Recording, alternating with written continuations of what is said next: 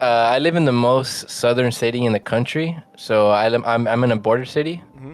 I live over here by like in the valley, so all the way down south. So I live in a city called Brownsville. Yeah, like 5 minutes. It's like 5 minutes away, and I can go to Mexico and go to Matamoros and stuff. I feel like, man, if there ever was a time for us to not necessarily prove ourselves, but to be able to like showcase, like like what it is that we're here for, this isn't the time now. You know what I mean? It's definitely the Yep, time I agree. now. Yeah, but yeah, man. Let's get into the Lorcana stuff. I have been recording, Zach. I hit the button like right before you said it because I was like, this is good. This is good content we're talking. We're here with Adrian. Rip Lungs, and a known Lorcana player in the competitive space. If you don't know him, make sure to check out his channel on YouTube. And if you want to reach out to him if you're in the Texas area, then I'm sure he can show you some cool his skills at locals and stuff like that, and some cool place to hmm play. What are some local game shows that you play at, dude? I do a lot of my testing. I travel like about an hour away to Donna, Texas. I go to the Stronghold Games. Shout out to them. They actually sponsored me when I went to nationals. So Stronghold Games definitely probably the best competitive place to test at if you ever come down to the valley. And then in my local area where I live, I go to Cascade Games. Shout out to them as well. But those are my two main testing places locally. That's cool, man. Dang, to travel an hour away, hmm because you need the competition is definitely commitment. But we do that hmm too. I feel like we do that too, right, Zach? We kind of do that with the Top Choice Gaming tournaments over here. There's a shop out here, Top Choice Gaming. They do some pretty big tournaments. Overall though, they're hmm very competitive locals in that area, but it's an hour away from us. So when we make the trip, we make the trip, huh? Yeah, it's worth it, man. It's worth Definitely. it to get that practice. Yeah, there's a. I mean, when they have that Battle of the Bay, it's like 6 hours away. Even I thought about it just because, Mm. wanted to get that competitive gaming in. And dude, hmm I want a DLC so bad, man. I'm thirsty to play. Like I gotta scratch my itch playing other card games and go into their tournaments right now. And it's kind of, I would love to go to a DLC. I wish I had Same. an opportunity to go to one. I wouldn't even think about playing a different card game, but it's all good. The community is kind of like the same kind of vibe still hmm because I'm like well versed in both sides of each card game. hmm But I haven't been in a Yu-Gi-Oh tournament in over a year, so it's gonna be nice. But the Get that itch. yeah, the cards are fun to play with still, but I have to read a lot of them, and hmm reading cards is hard to do when you're reading all these new cards that we're getting from Arcasia's Island. Man, I like a lot of these cards that we have. I think Kevin has them on Same. his screen Yeah. right now, but a Yeah. lot of the ones that are coming in the new set, I'm very hyped for. hmm You're gonna be reading the cards at the YCS, bro. That's crazy. That's crazy decision. I'm actually on the same level though. Anybody from Ravensburg watching, we're fiending to play card games. I downloaded the Pokemon Sim, and Oh I'm gonna go no. play a Pokemon Locals or something just so I can get the just to learn a new game. I learned One Piece last week hmm too. Just so I can see what that's about. But we need more DLCs, man. I hmm like the competition. Set Champs was just a little while ago. Unfortunately for me, and Zach for the most part, we work on weekends, Saturday and Sunday. I work hmm on Fridays too. Vending cards and trying to be a professional card vendor and all that in the industry. hmm So that doesn't leave us much time to play a lot of these tournaments because we're never available on Saturday and Sunday. So I would really hope they put those on weekdays again, by the way. But Rip hmm Lungs, let me know. How did your set champs run go? How many scars did you win, man? I'm trying to live vicariously through you right now. Yeah, so unfortunately, like in my local areas, a lot of the cities that I was at, they hosted their set champs pretty much like the weekend and weekends after coming back from nationals. So since I had just taken like a couple of vacation days from work, I pretty much had to miss out on almost all of them. I was only able to attend the last two, and the one that in the Stronghold games, it was like 32 players, and I ended up getting second. I actually uploaded that finals match onto my YouTube. It was such an awesome game, awesome match, and it's always a good time over there. I took Sapphire Steel, of course, and then I had another set champ, which was at the Cascade Games. Unfortunately, I got knocked out top eight. I was able to finish first in Swiss, and then in top eight, just the draws weren't in my favor. But I'm happy that I got my got two scars, and I got my fix in. But now we just wait for set seven, right? The only set champs I got to play in was towards the end of the set champ season as well. It was hmm actually on Super Bowl Sunday.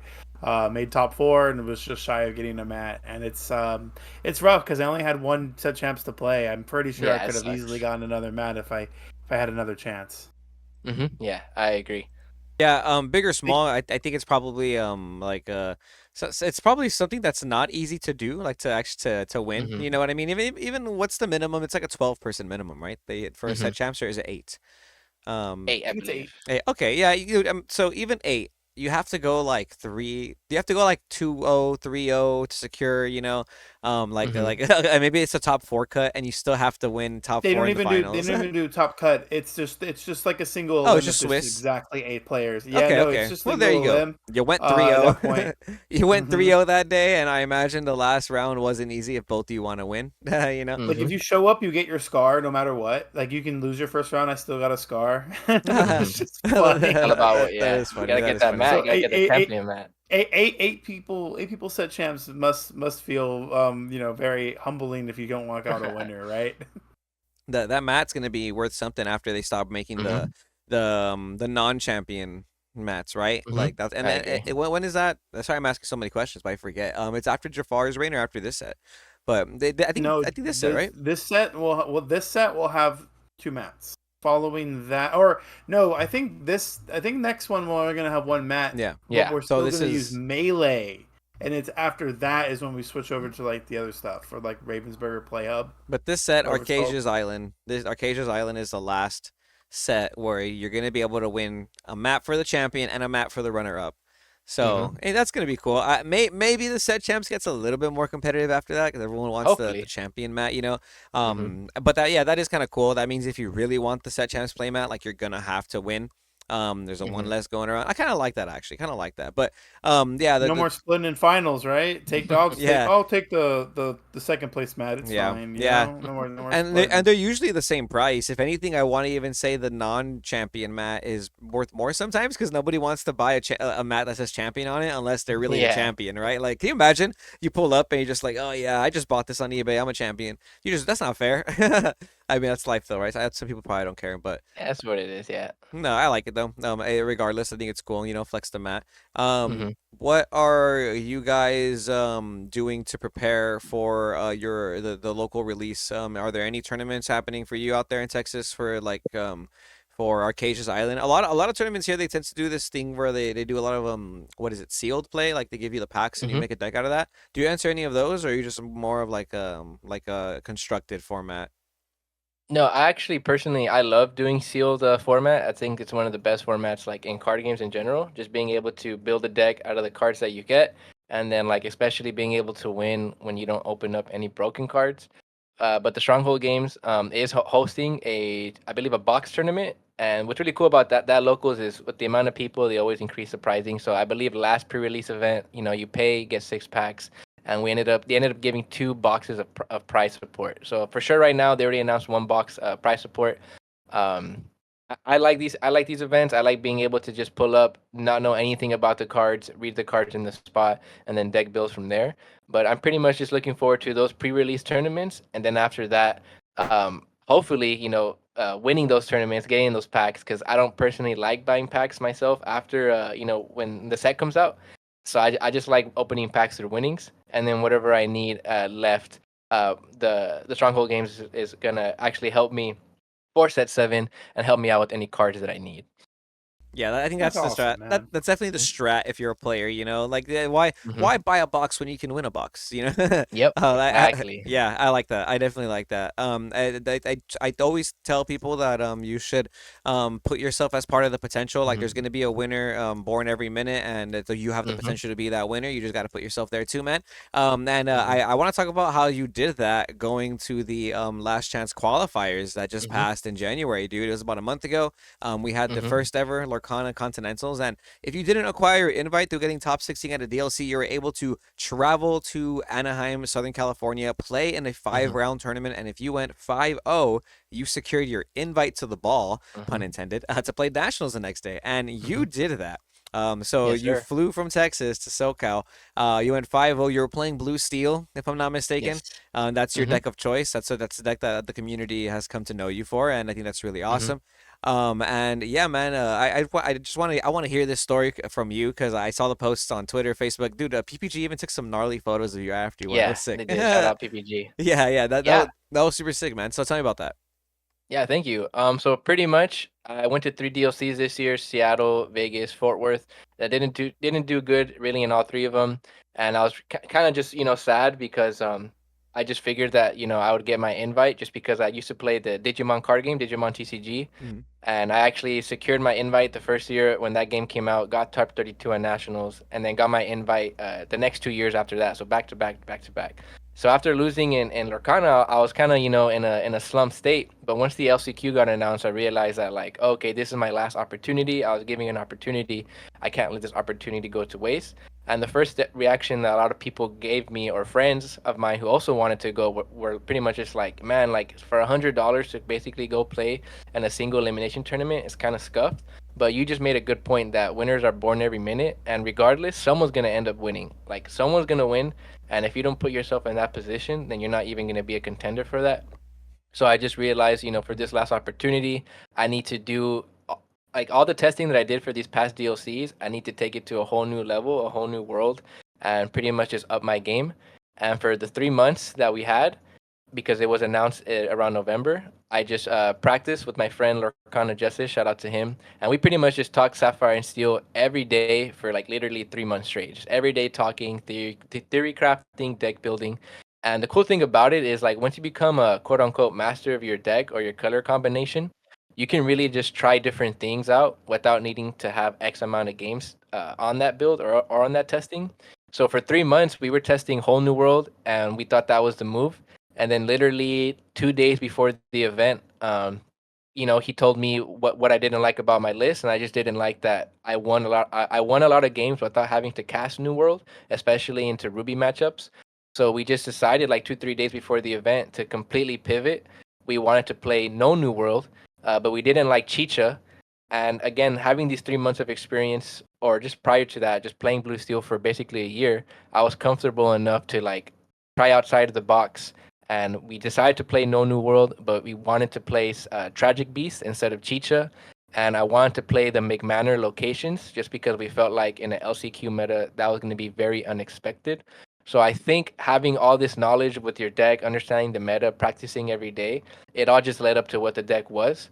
And we created the deck 2 days before the event, and he tested it a little bit. I tested it very little, but again, like just being confident in your deck, we knew that it would work. And just going to the LCQ and winning each round one by one, it felt more surreal like as the rounds were getting closer. And unfortunately, I had to play one of my teammates round one, so that was really that really sucked. I had to beat him to move on. But when that happened, I was like, okay, if I had to face my teammate round one, then I think I'm in a position to win this whole thing. I just can't make a mistake, and I can honestly say I don't think I made any mistakes the whole day. And in any tournament, the player who makes the least amount of mistakes will get rewarded the most. And that last round, against Steel Songs, I'm not even running Cogsworth in that build. I just knew how to pilot my deck very well, and I'm glad the tech choices I made in that deck for the anti-meta call, because a Hades won me the match, where was never used at all this set by any Blue Steel player. But again, me and Justice thought that this deck was the right call, and we got paid. We got rewarded for that, right? Yeah, all these months of practice, understanding your deck, being confident with your deck, and even just risking all the way going from Texas to California is because you have to believe in yourself to win. And again, like you said, if you put yourself in a position to win, you'll get there. And fortunately enough, I was able to win. And I want to thank everyone around me who helped me practice and tested, because I wouldn't have won without them. And after winning, the moment felt surreal. Being in the nationals room, seeing you in there, saying what's up to you, that was really cool. Saying what's up to everyone, the whole experience was just awesome. And if anyone wants to learn from that, the story is hard work pays off, practice, and don't give up. It doesn't matter if you lose 3 times, because eventually you're gonna get there. Wow. Yeah. I think I was gonna comment on that. I was gonna say, what was your like, I guess toughest matchup throughout the weekend in those 5 rounds? I can imagine having to go 5-0 in a tournament, which Hmm. it's definitely doable, but Hmm. the nerves probably start kicking in right after like Hmm. round 3 4. 100%. That's what happens to me a lot. I don't know about you guys, but like I tend to get like a little bit like flustered sometimes, and I'm like, okay, we can do this though. we can secure this. Hmm. And definitely doable though, guys. Like anybody watching, like I don't know. I feel like I've seen a lot of people have like really good days, really bad days, and you just kind of learn Hmm. from that. There's some people who are frustrated with like being part of the newly competitive TCG space because Hmm. Lorcana's like a first time game for a lot of people. And but I do believe that the winner of the Euro Nationals, it's his first TCG.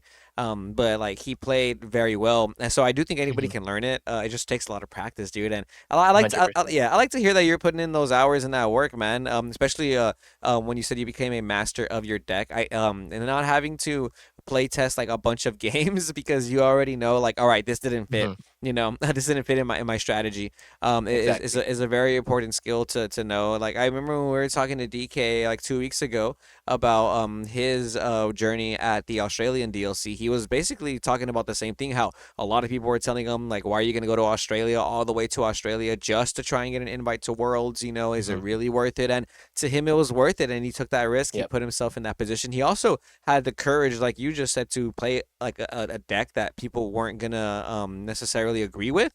You know, Hmm. you have to have like the courage to play your build. So I do like that you went with like no whole new world, a more tempo style list. Hmm. What was it about the meta that like chose that kind of like created this deck list, you know, of no whole new world? Because you said you were winning without it, you know, but then we also Yes. we've seen people have some success with whole new world decks as well. But what was Hmm. it about the meta that kind of that made you gravitate, made both of you, because you said it was you and your homie, Hmm. gravitate towards this no wheel build? And where do you think it lands coming into the new Arcasia's Island set? Yeah, I think the number one important thing was understanding that this was a last chance qualifier. So my first thought was a lot of people are going to try to go in here and win with a very aggro approach. So for this meta specifically, that's what the list was tailored to. So we figured if people are going to go in there, like I don't want to lose to hyper aggro. I don't want to lose to people thinking they can aggro me out very early. So that really is what started off the whole no new world style because you play cards like Captain Hook, you play cards like Smee, Calhoun, so that's pretty much what started the list, just being able to have a very good early defense because I did not want to lose to any early aggro approach. And then again, realizing that, hey, I'm winning these games without New World. What could I add in that kind of replaces that same function? And that's where a card like Sad Beast came into play because one thing about understanding your deck and then the meta is a lot of it comes from allowing other decks to do what they got to do. So, for example, what I mean by that is you have players like Ed who, and because of how impactful he is, people will listen to him, right? So once people started dropping Medusas, and then you have people like the DKP who are saying like, "Hey, we don't got to play ice blocks. We don't got to play Medusas in our build." That's where the Sad Beast came into place. Where I was like, "Hey, I don't think people are going to be playing around this card, and this is where this card is going to shine the most." And really, what makes Sapphire and Steel strong is a lot of people just don't have testing into it. A lot of people just don't practice into it.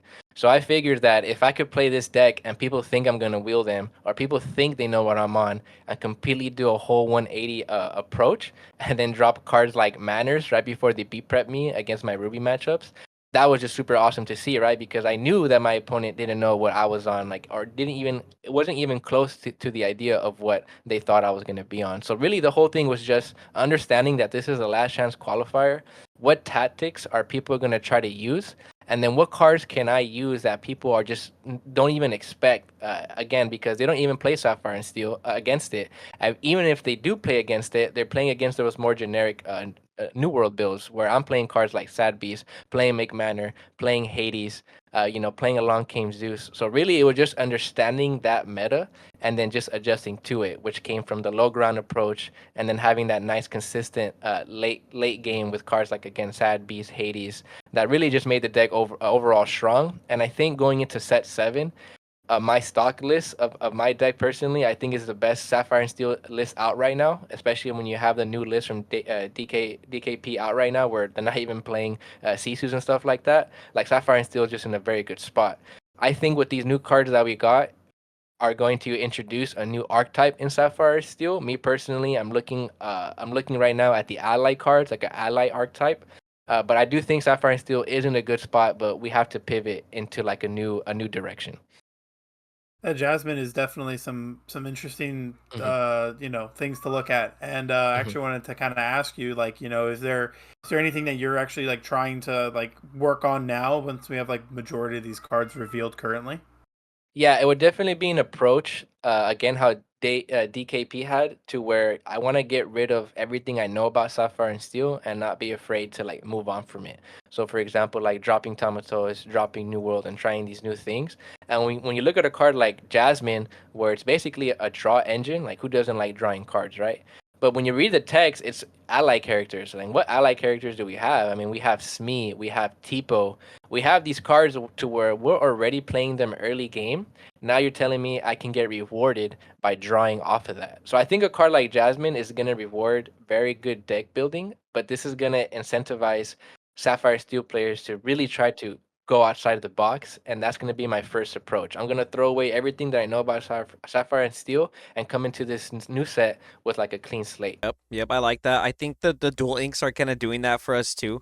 Hmm. They're giving a lot of opportunities for different styles of play. Unfortunately for Ruby M, the dual ink they gave us is like some mill strategy, which I don't think works. Hmm. But in Sapphire Steel, they got some cool strategies like the Jasmine that we were just mentioning.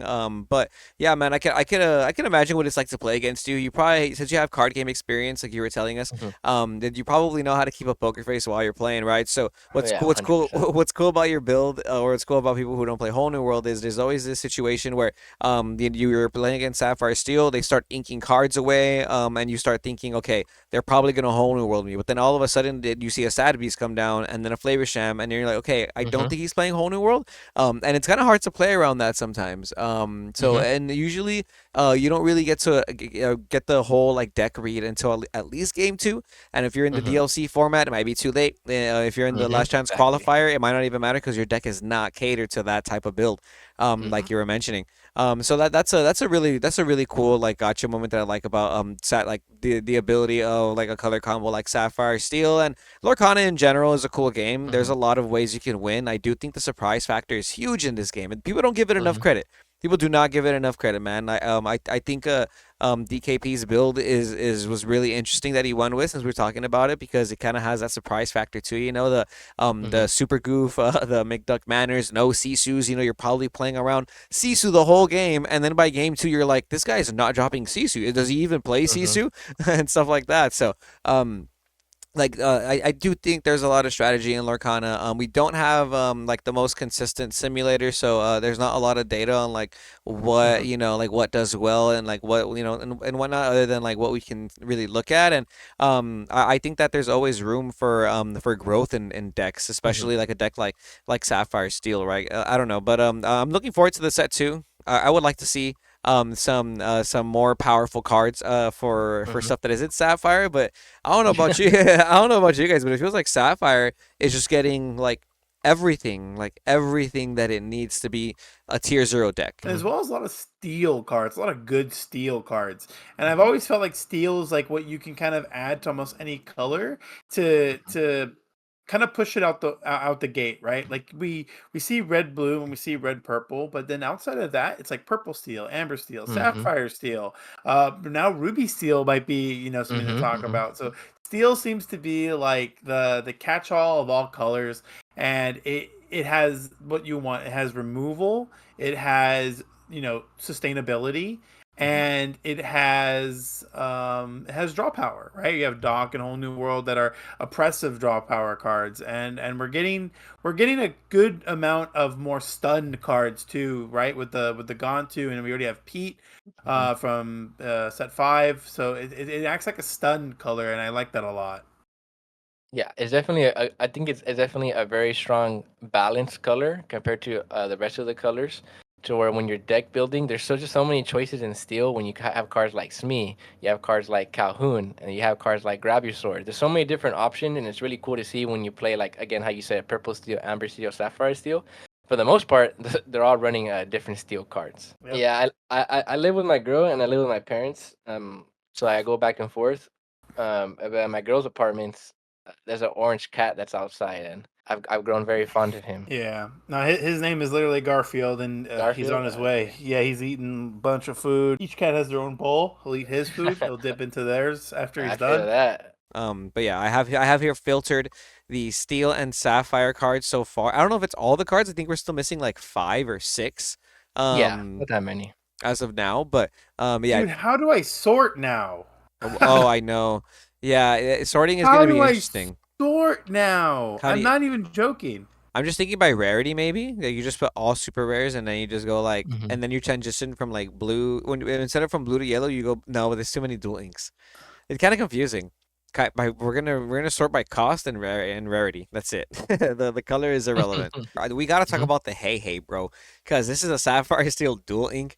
Hmm. It's a 5 cost, shift 3, 1 strength 5 willpower, resist +1. When you play this character, put all cards from your hand into the inkwell face down and exert it.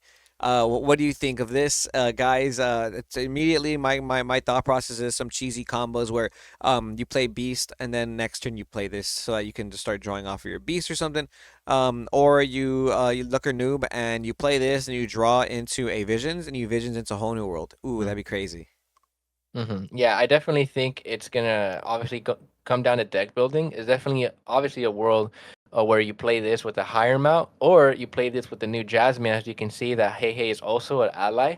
So I think this is really pushing towards that ally build that we were talking about earlier. So I like the idea of the card, and there is a bunch of times in Sapphire Steel where you could have some awkward cards in your hand. For example, like a Lucky Dime or like a Dead Grab Your Swords, stuff like that. So I do see a world where you play him and you can at least get 2 cards in your inkwell, and you have a higher amount, you have a Jasmine out, or you have like you said, top deck vision. So it's not crazy broken, but it's gonna be really fun to test out, especially in an ally deck. Yeah, you're And right. You can set up Flavor Sham. Like that's a really good Hmm. setup. Like if you already have the Flavor Sham out with another item, you play this and you just draw a bunch next turn. it says resist 1, and I'm thinking Hmm. about Cogsworth giving other character resist Hmm. 1. So if you, and that's an ally too, if I remember Yep, correctly. exactly. Uh-huh. And you're able to play a lot more like mid range onto the board.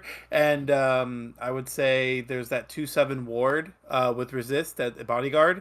It's a Sapphire Steel exclusive dual link card, but that might also be an ally. So you're able just to kind of stick, you know, really hard to remove bodies onto the board. And Ruby is the only color class to have like something like Be Prepared or something that like straight up removes these bodies from play, right? So Hmm. if you're not playing Ruby, you're gonna have a hard time dealing with things like that have resist that have enough willpower that don't just die to like a Zeus. Hmm. And the Jasmine I think would make sense, right? You're able to give it resist. Maybe you can play Aurora and give it ward. You Hmm. might go into like a high five Sapphire Steel where it's like you play a bunch of 5 cost cards. Hmm. Yeah, that new Yeah, it pairs really well. Hmm. that new legendary panther. I forget what she's called, what he's called. But you like that card? Gira. Yeah, yes. I think that card's broken. I love that card. Bodyguard when it banishes, it's at Tinkerbell or Grab Your Swords. To grab your sword. Death Yeah. Yeah, Rattle, grab your swords. yeah. Death Hmm. Rattle, Grab Your Swords. I think that's for all the Hearthstone enjoyers out there. That's really sick. I think that's actually disgusting. But the Jasmine is the one we're talking about. Inspired Researcher. Whenever this character quests, if you have no cards in hand, draw a card for each ally you have in play. You have to have no cards in hand though. Um, it's an interesting stipulation for some of these like steel cards. It reminds me of the Beast Mirror from Chapter One. If you have no cards in hand, you can tap the item, pay an ink, and draw a Hmm. card. These cards were like cool, but like it's such a huge drawback to have no cards in hand. Hmm. The Chapter Two Tiana, the starter deck Tiana, she's a super rare, I Hmm. believe. She has the ability where your opponent can't use actions, but only if she's exerted and you have no cards in hand. So that Hmm. it is kind of rough, I think, because it's such a big drawback to put yourself on. Like, okay, I have no cards in hand. My whole board is just my board. Kind of Hmm. vulnerable to kind of play off of your top deck and to rely on the ability of something like your Flavor Sham to survive. Because even if they're not playing Ruby cards, there's still a world where they go like Zeus, fire the cannons or something. But Hmm. in general, I would never doubt the power of these cards so far, just quite yet. What about any of these smaller cards? Do you play anything like this, like the new Tuk Tuk? He's a bodyguard, resist +2, 2 cost, uninkable, 0/1. Ugh, no, I don't like this card. This is more like a aggro card, I think, right? Yeah, unfortunately, with Sapphire and Steel in general, we have a lot of good uninkables. So the unink count is just super crazy. Like I know a lot of people are on 16. I've managed to get down to 14. So a card like this, if I'm gonna put an uninkable in my deck, it has to be worthwhile. And something like this, I just don't see it making the cut. Maybe in a very aggro build, but this one, it's an ally. That's something it has going for it. But the uninkable is really hard. I don't know why this wasn't an inkable card.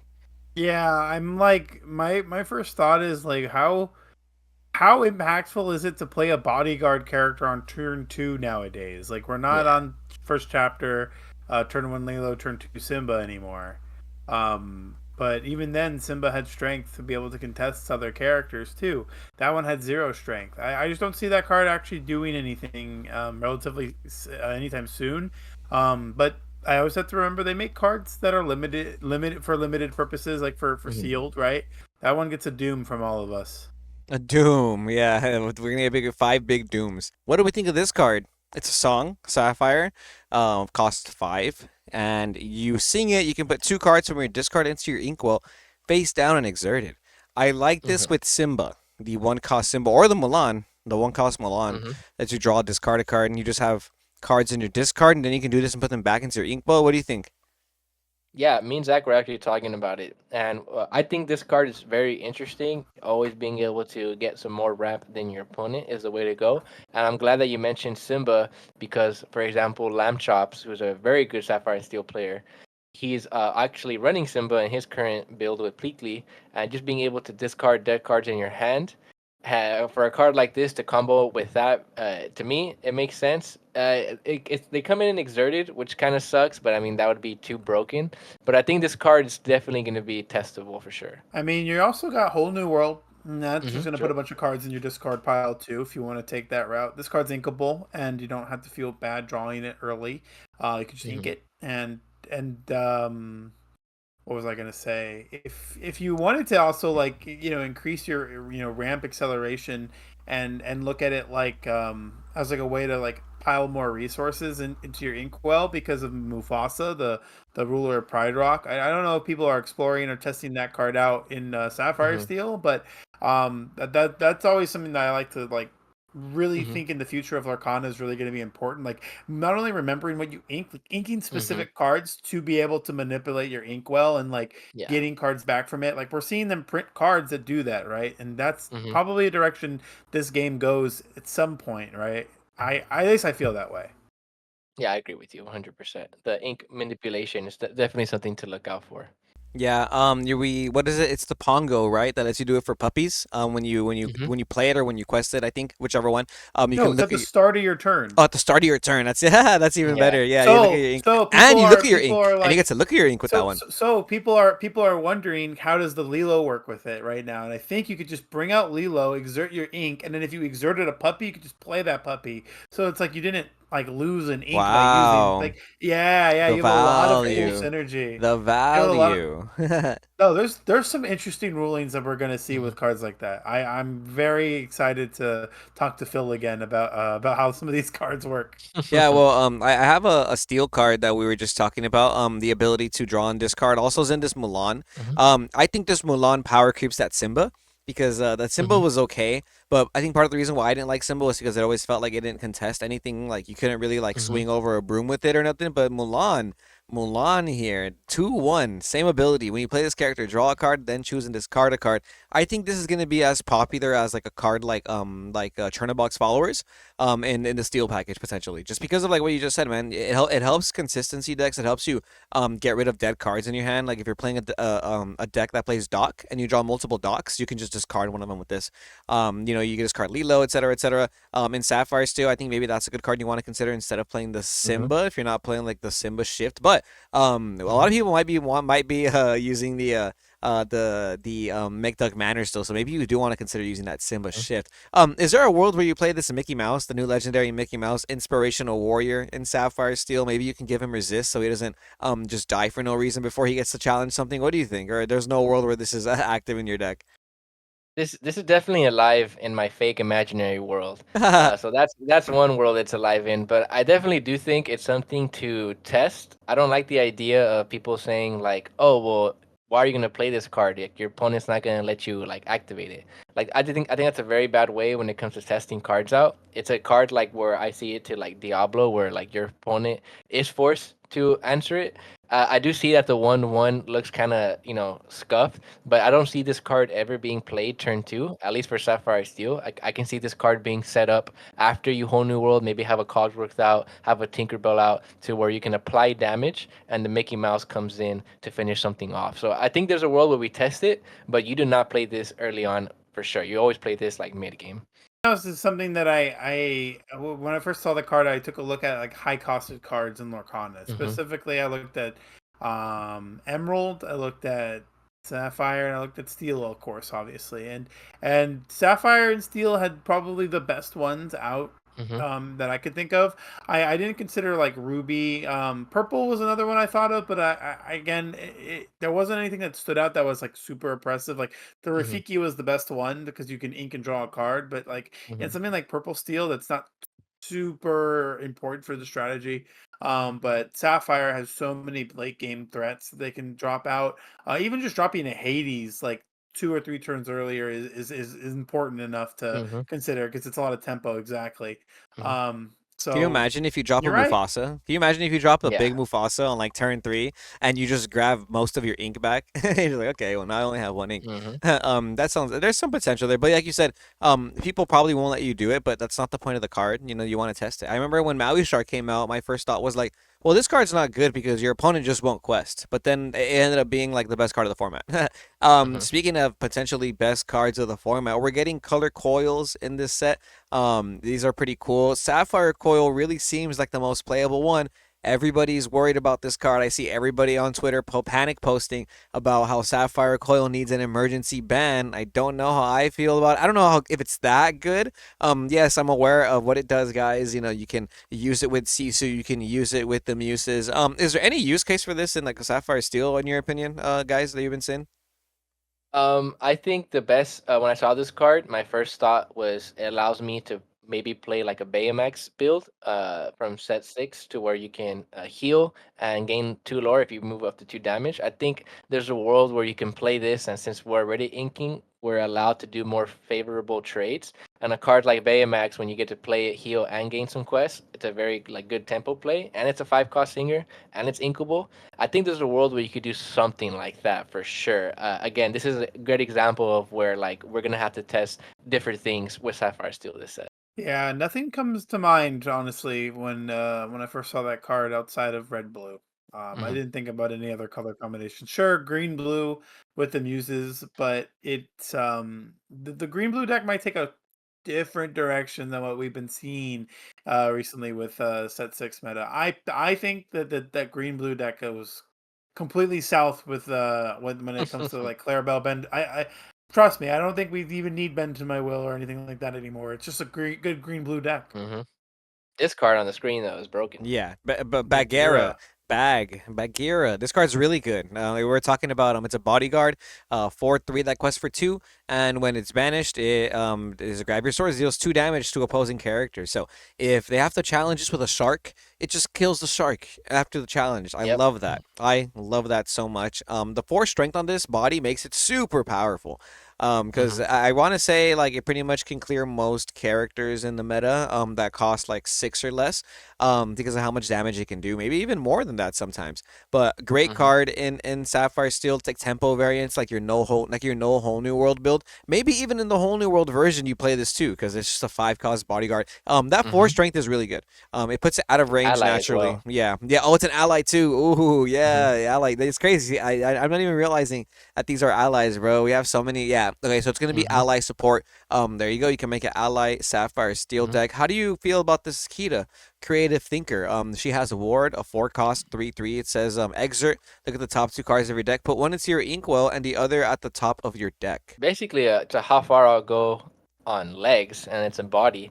I do think it's something to where your opponent has to answer it eventually. But like if you pair this with a card like that we just saw Bagheera with has bodyguard, I think this card can be super good because if you can get this effect off 2 times, the value is just insane. Another awesome card that I can't wait to test. Yeah, that's what I was thinking too. Yeah, on curve you can play this on turn 4 and then Bagheera turn 5. If you're not ramping, obviously, but there's a world where you ramp into that. Yeah, so to be on turn 3, and then Bagheera on turn 4. That's nuts. That ramping into some of these power cards. Can you imagine how cool it's gonna be when you ramp into Gontu next set. I Hmm. think that's gonna be really fun, especially in the early game against some of these like Ruby Sapphire decks because they're really trying to ramp using Sail and how far will go. And if you jump a little bit ahead of them by playing this Gontu, they're not gonna be able to do that anymore. For at least for the next turn, they can't sing songs, which is good because sometimes they just play grandma so they can sing Hmm. how far will go. But each player having to pay 2 more for actions or items.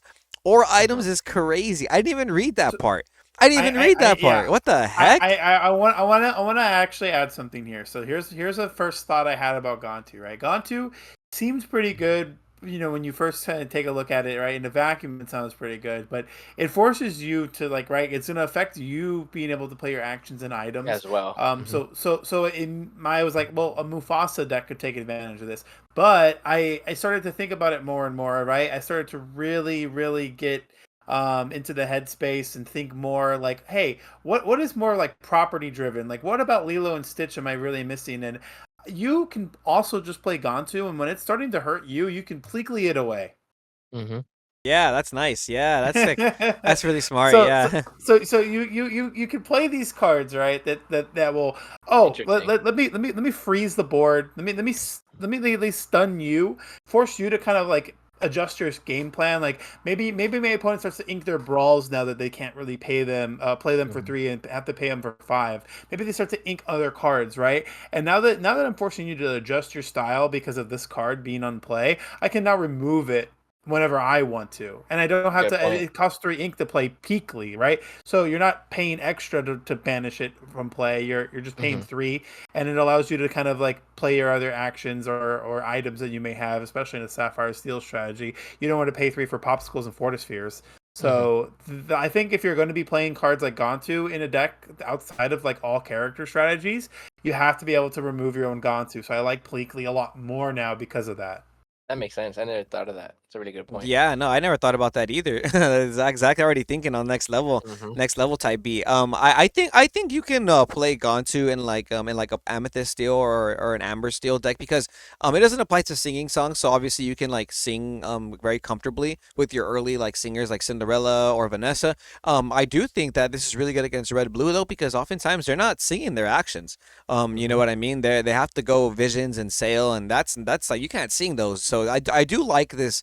I do like this card also in like an Amethyst Steel deck a lot because if I can still sing Friends on the other side, if I can still sing Zeus, then I'm chilling. As long as you can't just drop like a Dragonfire or a B prep on me because you don't have a board, you know, Hmm. then I like what the Gontu doing. So I think this is going to be a really big staple and not just Hmm. Sapphire Steel, but like any steel deck. But Riplungs, let's get into this dual ink situation with Maid and Marion. I like this one for the tempo style deck that you got going Hmm.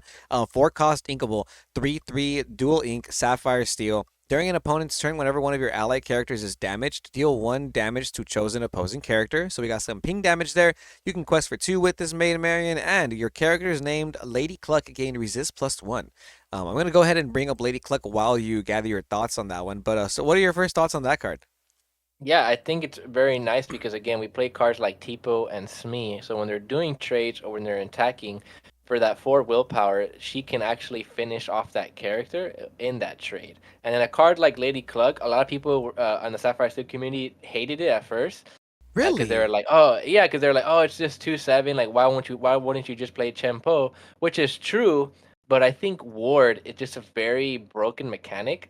And if you have this with like Cogsworth out or something like that, and then now pairing it with that card, how it's an ally as well, I personally like this card a lot, and I definitely see a world, a lot of different scenarios where this is a better Chempo. Yeah. How do you make everybody happy, right? Because everyone wants to complain about Sapphire Coil and how that can ruin cards like Chenpo and Brawl It, right? But this says And this has Ward. Ward. Like I Hmm. I think this card is yes, agreed. Ward is better than 4.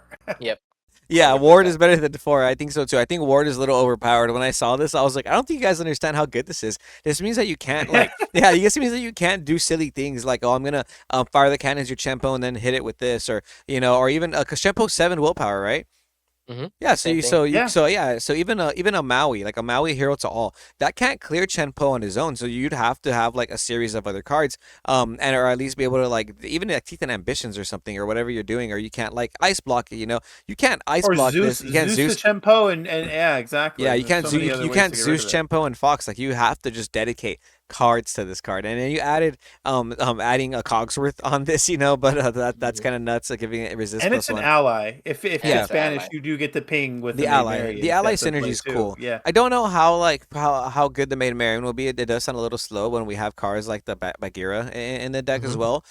But I do like the ally synergy that we're getting in this set because a lot of the allies are inkable and they're good. So we have good inkable allies that are coming out in this set. Sapphire Steel, it's looking like it's looking like a very positive outcome for Sapphire Steel enjoyers. Are there any cards that we haven't covered, Adrian Um, Riplungs, that you I would think? like to go over just three cards. I think, and they're all on this page. So the first one would be the Tamatoa, Hmm. the legendary that we got there. So the That reason Yes. why yeah is this a card great is How could we card. very forget? How could we forget the the Tamatoa? reason why this card is very, very broken is right away people are gonna be like, "Oh, you can play Dime for free," which is true. But what I like about it more is again, this is going to allow new deck building like strategies, and that's what I'm really looking forward to. A lot of the people in the Sapphire Steel community are upset because they're saying, "Man, we didn't get new cards for like New World," and I'm just kind of just like, we have to move on from that. Like I want to move on from New World. Like if you're looking at all these cards that we've been showcasing today, it's incentivizing a lot of like curve gameplay, a lot of like lower to the ground gameplay, and I think that's what Sapphire and Steel lacks a lot is having like a weak early game. And I'm really looking forward to these new set because we get to see cards that we can just play on curve. And with this card with like Mulan, where you can set him up when you play him, is just insane. Being able to ditch a dime turn one, and you already know you're playing for Tamatoa, is just super cracked. This card is super good. This is gonna be right now a new archetype for sure, as far as like playing Tamatoa and Lucky Dime. Yeah, I feel like a lot of people right now they ramp into Shark and Ruby Sapphire, but Hmm. I do think that like Sapphire Steel decks, even like Sapphire Emerald, Sapphire Amber decks, like you can ramp into this instead of your Maui Half Sharks. Hmm. And I think I think it's a good strategy. You know what I mean? Being able to play like a small item package, or even just playing like you said Mulans with Lucky Dimes and stuff like that, items you can ditch and you grab the value back because you're telling yourself, you know what, I'm gonna ramp with Sail and then I'm gonna sing this how far I'll go. So by like turn four, I'm gonna have a Tamatoa hit the board, and then the next turn you can play back that dime for free. Yeah, obviously I think as a Sapphire Steel player, and as me who's lost to Sapphire Steel a lot, the deadliest play is the aerial dime combo. Aerial Hmm. dime gain 10 lore is ridiculous, and yeah, man, I have to let out some steam on you, bro. I hate to use you as the Sapphire Steel as a Sapphire Steel messenger, but man, my very first time getting 2-0 at a DLC was a Sapphire Steel deck that just Hmm. whole new world me back to back to back to back. I felt never ending. I just felt like I wasn't doing anything, and I was like, oh my goodness, how is this not the best deck of the format? So I do think that the deck has a lot of potential. Whole New World is good. I like that you said that you want to move on from that though, because I Hmm. do think that with more like power cards coming into the meta for other decks, you risk the ability for them to power creep you back because you're giving them a whole new hand every time, right? Yeah, But exactly. yeah, I think the Mulan's really good for the Whole New World thing too, though. You can ditch dead cards in your hand like we were talking about. What's the Mhm. other card you want to talk about? Is it Scrooge? It has to be Scrooge, right? No, not Scrooge actually. Oh, okay, okay. It's gonna be Bianca. I believe you just scroll up a little bit, Bianca, and interesting. This Bianca Miss right Bianca, right? there. Yes. So, Okay, 655. I believe her effect is when you play her, and if you have an ally character, you pay two less. So that means you can go turn two Tipo, and you can go turn three Bianca, because Tipo is gonna allow you to get to four ink on your turn three, and now on turn three you have a 5/5 hitter, which is pretty much answers everything into the current meta that we're seeing right now, and she can sing. So I think this card is very, very, very strong. Again, you pair this card with Tipo, and you're bringing out a 5/5 turn three. I'm in love with this card right now, Wow, to be honest with you. that's I insane. I Because sorry, go ahead, Zach, go ahead. I'll save my thoughts. I disrespected this card. No, I disrespected this card, right? Because he actually brought up Adrian. Good point. Good point. I thought this card was like what, a worse Scrooge McDuck. No, it's a Mhm. 6 cost, not a 4 cost. Exactly. The six cost. Yeah, no, you open up my mind. That's great. Treasures That's Untold, by the wild. way. 6 cost. Inkable Song, so that adds 2 items back from your discard. Hmm. Like, Oh yeah. you opened up my eyes, but Yeah, I'm this loving card, that. That's I'm awesome. I'm I'm Wow. really like this card. I think it's just a very strong card that a turn three Yeah. 5/5 and you can sing.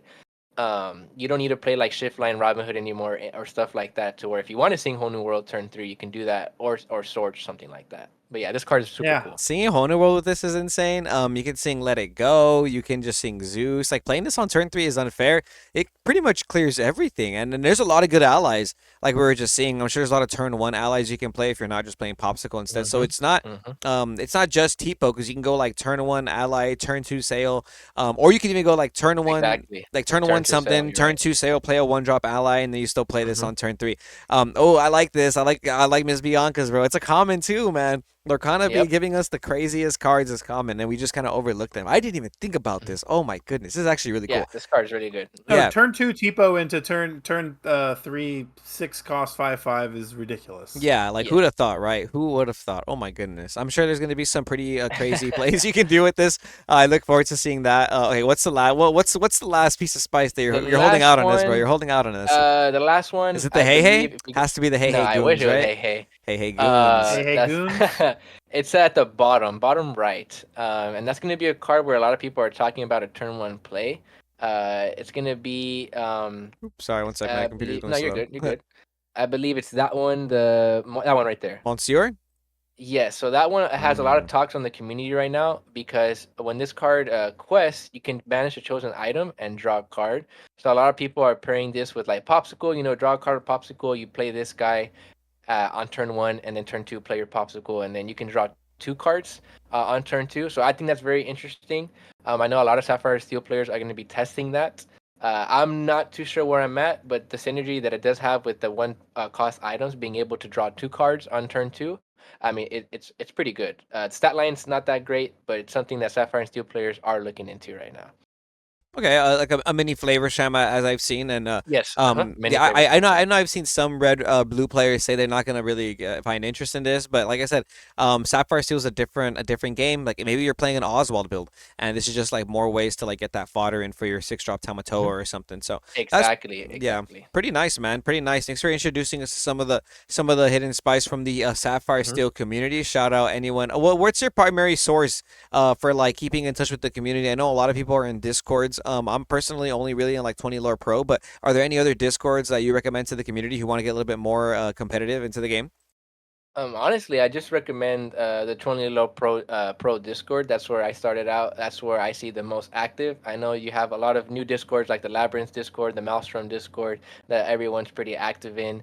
And or if anyone, I always recommend, like, I'm very very active on X. So if anyone ever wants to message me, just ideas or like advice, just reach out to me on X. At me on X. I'll send you a message, and you can talk to me through there. I'm never shy of people asking for advice or anything like that. So allied deck, first thing would be probably Tipo. I think Tipo is a very For Tipo, strong force ramp card. me. Sapphire and Steel deck, at least for now, right? Until we're getting into the groove. After you add in the Smee, it's gonna be you gotta get those popsicles and those popsicles Popsicle and Flavor Sham? for Hiram. Yeah. Now though, if we're gonna add Jasmine in there, that could be a little bit counterproductive. But we can just add that in for now, and then we'll take it out if we don't need it. Okay, okay. I mean, you can never have enough draw power, especially if we're not Yeah, playing you can never Hey, have. Whole New hey, World, you don't right? have to draw off Popsicle. Again, we're out here building Sapphire Steel real quick before we call it a day on this podcast with Rip Lungs. We're going to try and build an ally style Sapphire Steel deck with what's available on Dreamborn because not everything's available on Dreamborn. But so far we got Tipo, Mr. Smee, Hiram, Popsicle. Are we going 4 Hiram or 3 Hiram? I say we can go 4, and then we'll cut it if need be. What cards do we have from the new set that is available? From the new That set, way we okay. can. Yes, so we'll go from Mhm. there. Let's go ahead and filter Sapphire Steel. And then from the new set, give me 1 second. We have Arcasia's Island right here. All right, Yeah, so yeah, okay, we have the that was Tamatoa. the Yep. crowd. Okay, so we have the Tamatoa here. So how many are we playing? 4? We're playing the 4. We I gotta think test that's a that out. 4. Yeah. Okay, okay. What Um, else do we have? We have Hey, Clarabelle, Scrooge, Moana, because she comes out in this set too. Some puppies, some kitties. We have Lady McDuck, Lady Cluck. Lady Cluck. I mean Lady McDuck, Lady Cluck. So we're playing 4 Lady Cluck. Oh, so this is the Jasmine we were talking about. Whenever this character quests, no cards in hand. Draw if Okay, you have so add ally. the Jasmine in. We'll do like 1 or 2. We'll do 2 for Mhm. now. Are we playing the Marion, the ping damage whenever an ally character is damaged? If we're gonna play an ally deck, then yes, I would assume that we play that because you can go Tipo into Maid Mariam and then follow it up with Lady Cluck, and that's a pretty strong. Because I believe her effect also triggers herself, right? Or is it not? Oh no, she's not an ally, but she Oh, pairs Not yeah. an really well with ally, Cluck. She's a but princess Yeah, that too. is you can also go. true. Yeah, you can go Tipo, Maid, and Cluck, and that's a pretty good. That's a pretty good early game aggression right there. Okay. She's a It says princess during too, by the way. opponent's turns because I thought it didn't say that, and I'm like, wait, Oh, Smee damages that would have itself. been It gets really to good. damage something. That would have been That crazy would that synergy. would have been insane. Okay. So now that's all for the Sapphire cards you want to add, I think. Right. Yeah, let's get the Okay. steel cards. Steel cards. Bolts. Whenever you quest, draw Gone this two card. No, Gantu. We're playing for Gantu. I want to play for Gantu. I think it's that good, but we'll see. We'll see. or gone two, Do you play the Mulan just and to try and get some draw discard going? well, if we're playing the Tamatoa, then yeah, I would definitely play the Mulan as a forge because you had to have at least some sort of early aggression into the meta, pretty much. Yeah, it's looking like that's Now that Now, we, all for steel I though. wanted I wanted to pick your brain on this item from set 6, sunglasses. If you don't know what it does, it's basically 4 cost inkable. Exert the item draw a to card. draw and discard. Yeah. Hmm. What do you think about Yeah, it? so that card when it came out, I thought it was pretty good because it's inkable, and I believe it's just draw on discard, right? Yeah. Yeah. Yeah, so it's just a continuous draw effect. I think this is definitely going to be more favored into an item build. I do think it has playability. The fact that it's inkable, it's Mhm. it's fodder for Hiram. I think just being able to cycle your deck, Yeah. especially if we're playing cards like Lucky Dime where you want to get rid of them, I think it definitely is something to test out. Okay, so we need Mhm. items. But gotta put the dime in there. The question is, how Yeah. many dimes are you playing if you're playing Tamatoa? I think we could play 2, right? Because we can ditch it off of Milan. I'm pretty confident about that. Yeah, I Don't think we need to play Fortispheres? Fortis you need to here play and Fortisphere. Popsicle. Oh yeah, Fire the cannons is absolutely mandatory for really. a lot of pesky things that are out right now in the I set. agree. A lot of people think Fire the Cannons is not that good. I think it's a really good card, personally. But okay. I think the last cards to fill it out and will change the ratio on maybe like dropping one made is probably adding 4 copies of Visions of the Future. Since Mm. we're playing Tamatoa, we want to make sure we see that dime as fast as we can. I'm personally a 61 card player. If you're gonna play Sapphire and Steel, I believe you have to play Visions of the Future. Okay. We don't need to play Cell because we're playing Tipo. Yeah. Okay. Okay. So I kind of like where this is headed, man. We have the Mulans in the early game as a 1-drop with Popsicles and Fortispheres. We have Tipo, Mr. Smee. No 3-cost cards except for Fishbone Quill, but that's fine. And then we Yeah, have we some. don't play three cost cards usually. Okay. So Well, you just want make sure you just drop the cell and put visions because we Oh, need to have a okay. second.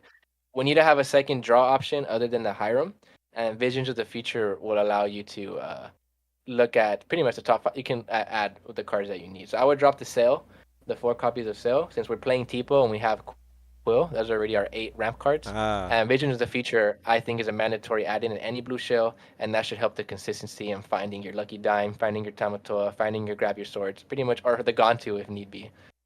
Okay. Let's take a look at this up close.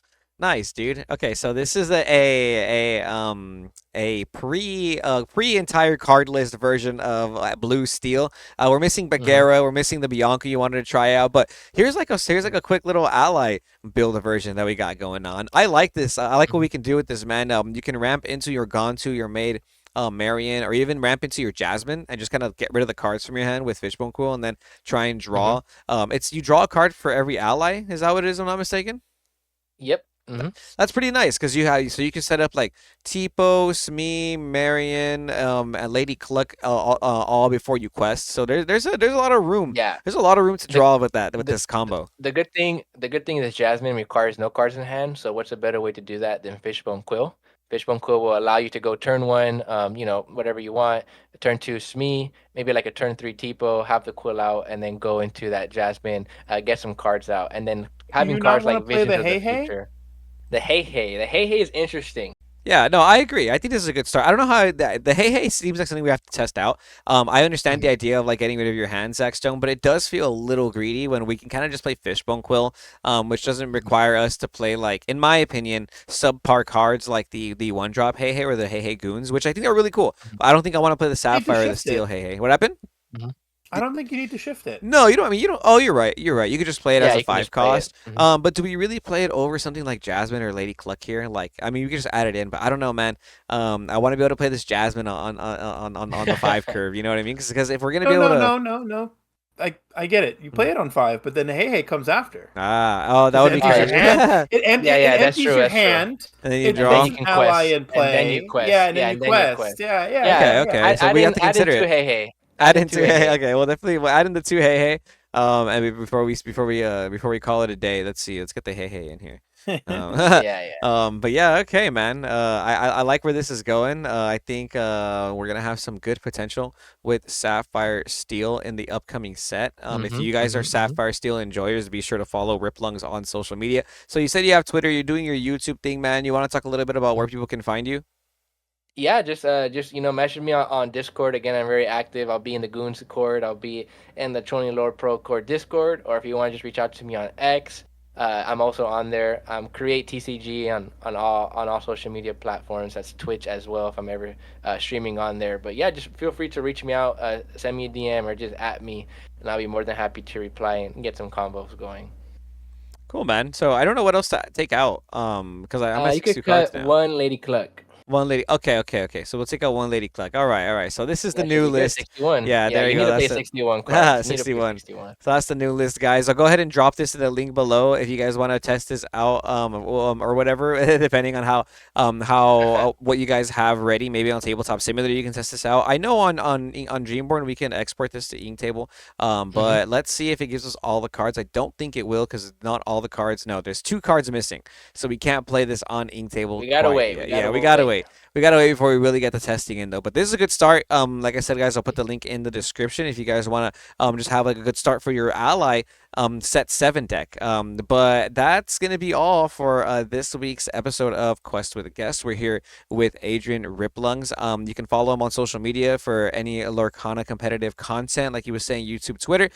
Sapphire Steel enjoyers, this guy knows what he's talking about. Thanks again for sharing Thank you. the spice here. Remember, guys, that Bianca card. We're gonna add that Bianca card, and we're gonna add Bagheera and maybe some others, especially after testing. Yeah, I just want to say thanks for having me on the channel. Definitely means a lot. And I definitely would love to come back on once the set is revealed and I can do some testing. And I'd love to showcase a set 7 ally deck. People that are watching that are more local to our area, I just want to say I really appreciate you all coming up to me and saying that how much the content means a lot to you, what you like and what you want to see more. So please don't be afraid to always like come say hi to Kevin and I whenever you catch us in the wild. Doesn't matter, man. Even if you see me out just doing my own thing, you could just say Goons and I'll know what's up. I'll get it. I'll get it. All right, guys, this has been Lorcana Goons. You're watching the Quest with a Guest podcast. Be sure to stay tuned for more on all your Lorcana content. But until then, we'll see you Goons next time.